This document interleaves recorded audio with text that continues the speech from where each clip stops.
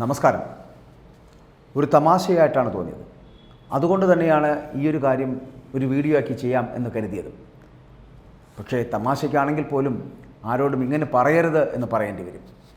കാരണം കഴിഞ്ഞ ദിവസം ഒരു പ്രസംഗത്തിൽ, അതായത് ഇന്ത്യ മുന്നണി അധികാരത്തിൽ വന്നു കഴിഞ്ഞാൽ കെ മുരളീധരൻ കേന്ദ്രമന്ത്രിയാകുമെന്ന് കോൺഗ്രസിൻ്റെ നേതാവായിട്ടുള്ള രമേശ് ചെന്നിത്തല പറയുന്നു. തൃശ്ശൂർ പ്രസ് ക്ലബ്ബിൽ സംഘടിപ്പിച്ച ലീഡേഴ്സ് മീറ്റിൽ സംസാരിക്കുമ്പോഴായിരുന്നു അദ്ദേഹത്തിൽ ഇത്തരം സംസാരം ഉണ്ടായത്. KPCCയുടെ മുൻ അധ്യക്ഷനാണ്, 4 തവണ MP ആയിട്ടുള്ള ആളാണ് കെ മുരളീധരൻ. അതിനുള്ള യോഗ്യതയുള്ള ആളാണ് എന്നാണ് ചെന്നിത്തല പറഞ്ഞു വെക്കുന്നത്.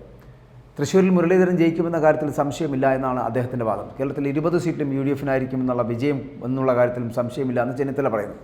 കേരളത്തിലെ സർക്കാരിനെ വിലയിരുത്തുന്നവർ LDF-ന് വോട്ട് ചെയ്യില്ല എന്നും സർക്കാർ ജീവനക്കാർക്ക് ശമ്പളമോ പെൻഷനോ അടക്കമുള്ള കാര്യങ്ങളില്ല, 52 ലക്ഷം പേർക്ക് ക്ഷേമ പെൻഷൻ പോലുമില്ല, യാതൊരു തരത്തിലുള്ള വികസന പ്രവർത്തനവും നടക്കുന്നില്ല, LDF സർക്കാർ എന്ന് പറയപ്പെടുന്നത് തികഞ്ഞ പരാജയമായി മാറിയിരിക്കുന്നു, അതുകൊണ്ട് ഭരണ നേട്ടത്തെക്കുറിച്ച് മുഖ്യമന്ത്രി ഒരക്ഷരം തന്നെ മിണ്ടുകയില്ല എന്നും പറയുന്നു.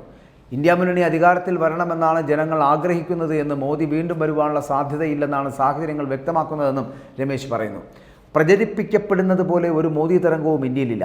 2004 ഇന്ത്യ തിളങ്ങുന്നുവെന്ന പ്രചരണമുണ്ടായിട്ടും UPA ആണ് അന്ന് അധികാരത്തിലെത്തിയത്. സമാനമായിട്ടുള്ള കാര്യങ്ങളാണ് ഇപ്പോൾ നടന്നുകൊണ്ടിരിക്കുന്നത് എന്നും അദ്ദേഹം ഓർമ്മിപ്പിക്കുകയാണ്. കോൺഗ്രസ് മാത്രമാണ് BJPക്കെതിരായ മതേതര ശക്തി എന്ന് പറയപ്പെടുന്നത്. കേരളത്തിൽ മാത്രമുള്ള LDF-ന് വോട്ട് ചെയ്തതുകൊണ്ട് കാര്യമില്ല എന്ന് ജനങ്ങൾക്കറിയാമെന്നും മുഖ്യമന്ത്രിയും പ്രധാനമന്ത്രിയും ഒരേപോലെ വർഗീയ ധ്രുവീകരണത്തിനാണ് ശ്രമിക്കുന്നത് എന്നും മതവിഭാഗങ്ങളെ കൂട്ടുപിടിക്കാനാണ് അവർ ശ്രമിക്കുന്നത് എന്നും SDPIയുമായിട്ട് UDF-ന് യാതൊരു തരത്തിലുള്ള ബന്ധമില്ല എന്നുകൂടി രമേശ് പറയുന്നു. അവരുടെ വോട്ട് വേണ്ട എന്ന ചോദ്യത്തിന് മറുപടിയായിട്ട് പലവട്ടം കോൺഗ്രസ് നേതാക്കൾ പറഞ്ഞതാണ്. എന്നാൽ PDPയുടെ പിന്തുണ വേണ്ടെന്ന് ഇതുവരെ CPM പറഞ്ഞിട്ടില്ലല്ലോ എന്നുകൂടി അദ്ദേഹം ഓർമ്മിപ്പിക്കുന്നുണ്ട്.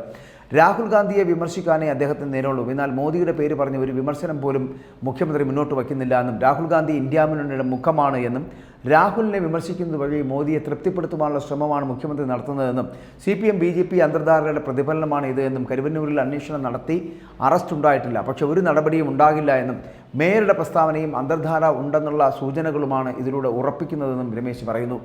BJP ഒരു വർഗീയ പാർട്ടിയാണ് എന്നൊക്കെ ജനങ്ങൾക്കറിയാമെന്നും മഹാരാഷ്ട്ര, തമിഴ്നാട്, കർണാടക, രാജസ്ഥാൻ, ഹരിയാന, ബീഹാർ എന്നിവിടങ്ങളിലൊക്കെ കോൺഗ്രസിന് ഇപ്പോൾ അനുകൂലമായിട്ടുള്ള ഒരു സാഹചര്യം തെളിഞ്ഞു വരികയാണ് എന്നും പലയിടത്തും വളരെ നല്ല സീറ്റുകൾ ലഭിച്ച് മുന്നോട്ട് പോകുമെന്നും മോദി എത്ര തവണ കേരളത്തിൽ വരുന്നുവോ അത്രയും കോൺഗ്രസിന് വോട്ട് കൂടുമെന്ന് കൂടി രമേശ് ചെന്നിത്തല പറഞ്ഞു വെക്കുകയാണ്. ഇങ്ങനെ രമേശ് ചെന്നിത്തല പറഞ്ഞത് മുഴുവൻ തമാശയായിട്ട് തോന്നിയതുകൊണ്ടാണ് ഞാനിത് പറയാൻ കാരണം ഇന്ത്യ മുന്നണി അധികാരത്തിലെത്തിയാൽ കെ മുരളീധരൻ കേന്ദ്രമന്ത്രിയാകും. കെ മുരളീധരൻ കേന്ദ്രമന്ത്രിയാകുവാൻ യോഗ്യൻ തന്നെയാണ്, അതിനകത്ത് ഒരു മാറ്റവുമില്ല.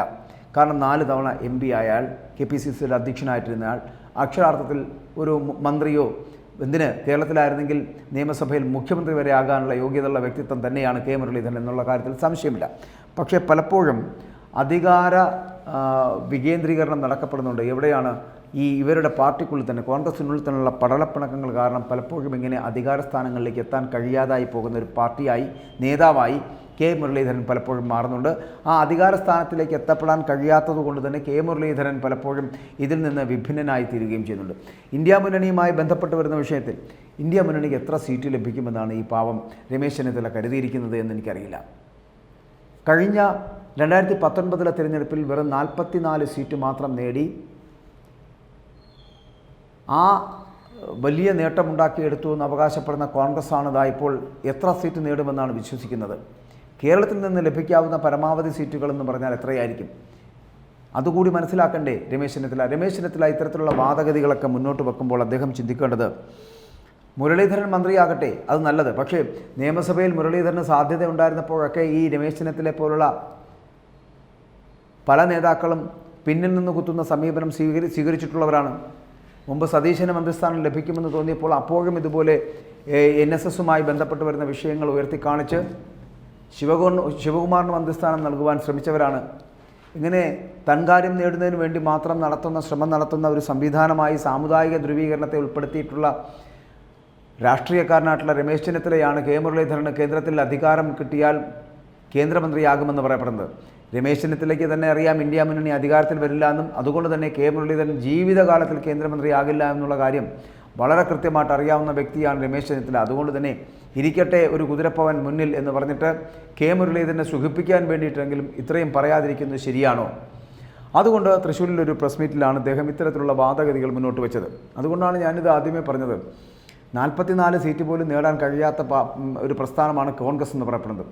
ഇന്ത്യ മുന്നണിയുടെ ലക്ഷ്യം തന്നെ ഈ കേരളത്തിൽ കിടക്കുന്ന 20 സീറ്റുകളിലാണ്. പക്ഷേ 20 സീറ്റുകളിൽ കഴിഞ്ഞ തവണ ലഭിച്ചതുപോലെ 19 സീറ്റുകൾ എന്തായാലും UDFന് ലഭിക്കില്ല. ലഭിക്കുന്ന സീറ്റുകൾ 10 സീറ്റിന് മുകളിലാണെങ്കിൽ കൂടിയും അത്രയും സീറ്റ് കൊണ്ടൊന്നും നേടുവാനും പോകുന്നില്ല. അതുകൊണ്ട് തന്നെ ക്യാബിനറ്റ് റാങ്കുള്ള കേന്ദ്രമന്ത്രിയാക്കാമെന്നുള്ള മോഹമൊക്കെ വെറുതെ ശ്രീ കെ മുരളീധരന് കൊടുക്കാതിരിക്കുക, അദ്ദേഹത്തെ ഇങ്ങനെ പറഞ്ഞു പറ്റിക്കാതിരിക്കുക. തമാശയ്ക്കാണെങ്കിൽ പോലും ഇത്തരത്തിലൊന്നും കെ മുരളീധരനോട് പറയരുത്. ചിലപ്പോൾ അദ്ദേഹം അതൊക്കെ ആഗ്രഹിച്ചു പോയാൽ നിങ്ങൾക്കൊരിക്കലും അദ്ദേഹത്തിന് കേന്ദ്രമന്ത്രി സ്ഥാനം കൊടുക്കുവാൻ തന്നെ കഴിയില്ല. പിന്നെ അവസാനം അദ്ദേഹത്തിന് ഈ മുന്നണി മാറി അടുത്ത മുന്നണിയിൽ പോയി അവരോടൊപ്പം ചേർന്ന് നിന്നുകൊണ്ട് അവസാനം മന്ത്രിസ്ഥാനത്തേക്ക് പോകേണ്ടി വരും. അതുകൊണ്ട് കെ മുരളീധരനെ കൂടി കോൺഗ്രസിൽ നിന്ന് പടിയടച്ച് പിണ്ടം വയ്ക്കുവാനുള്ള സമീപനം സ്വീകരിക്കരുത് എന്നുള്ളതാണ് രമേശിനോട് പറയാനുള്ളത്. മാത്രമല്ല, രമേശ് ചെന്നിത്തല പറഞ്ഞു വെക്കുന്നത് ഈ തെരഞ്ഞെടുപ്പിൽ ലഭിക്കാൻ പോകുന്ന സീറ്റുകൾ എന്ന് പറയപ്പെടുന്നത്, ഇന്ത്യ മുന്നണി അധികാരത്തിൽ എത്തപ്പെടുമെന്ന് പറയണമെങ്കിൽ 272 സീറ്റുകളെങ്കിലും വേണമല്ലോ. ആ 272 സീറ്റുകൾ നേടിയെടുക്കുവാനുള്ള എന്ത് കരുത്താണ് ഈ നേതാവിനുള്ളത് എന്ന് പറയേണ്ടതുണ്ട്, അല്ലെങ്കിൽ ഈ മുന്നണിക്കുള്ളത് എന്ന് പറയേണ്ടതുണ്ട്. എത്ര സീറ്റുകൾ വരെ നേടിയെടുക്കാൻ? കൂടിപ്പോയാൽ 130 സീറ്റുകൾക്ക് മുകളിലേക്ക്, അല്ലെങ്കിൽ 150 സീറ്റുകൾക്ക് മുകളിലേക്ക് പോകാൻ ഈ ഇന്ത്യ മുന്നണിക്ക് കഴിയുമോ? തമ്മിൽ തല്ലുള്ള ഒരു പ്രസ്ഥാനമായി തീർന്നിരിക്കുകയാണ് ഇന്ത്യ മുന്നണി. 28 പാർട്ടികൾ 28 ഇടങ്ങളിലായി മത്സരിക്കുന്ന ഒരു സംവിധാനമുള്ള ഒരു പ്രസ്ഥാനം. ഇതിനകത്ത് നിന്നുകൊണ്ട് എങ്ങനെയാണ് ശ്രീ രമേശ് ചെന്നിത്തല നിങ്ങൾക്ക് കെ മുരളീധരൻ മന്ത്രിയാകുമെന്നിങ്ങനെ വാതോരാതെ പറയാൻ കഴിയുന്നത്? ഒരു നുണ പറയുമ്പോൾ പോലും ആ പാവത്തിനെ ഇങ്ങനെ കൊതിപ്പിക്കുവാൻ ശ്രമിക്കരുത് എന്നുള്ളത് കൊണ്ട് മാത്രമാണ് ഞാൻ ഈ വീഡിയോ ചെയ്തത്. ഇന്ത്യ മുന്നണി അധികാരത്തിൽ വരട്ടെ, കെ മുരളീധരൻ മന്ത്രിയാകട്ടെ, കേന്ദ്രമന്ത്രിയാകട്ടെ, എന്നിട്ട് താങ്കൾ പറഞ്ഞ ഈ വാക്കുകൾ അങ്ങനെ അന്വർത്ഥമാകട്ടെ.